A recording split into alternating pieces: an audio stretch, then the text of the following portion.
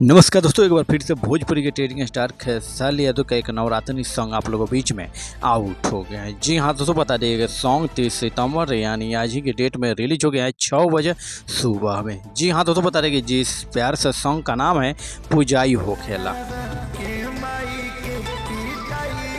जी हाँ दोस्तों, बता दें इस सॉन्ग में बात करें तो इसके पहले और ट्रेडिंग स्टार का एक और नया सॉन्ग आया था जिस सॉन्ग का नाम था मैरिया झूले ली। जी हाँ दोस्तों, ये भी सॉन्ग अपने आप में कुछ कम नहीं था।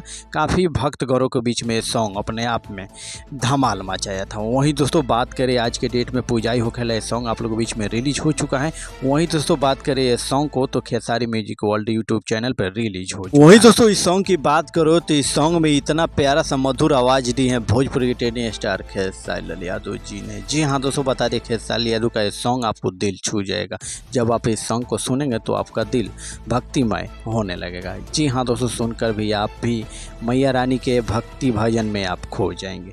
जी हाँ दोस्तों, बता दें काफ़ी लाजवाब होने वाला है सॉन्ग आप सबके बीच में।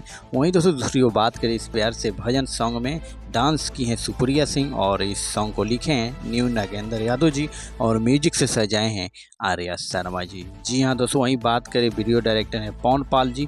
तो जी हाँ दोस्तों, देर किस बात की, जाकर जल्द से जल्द इस सॉन्ग का आप लोग आनंद लीजिए।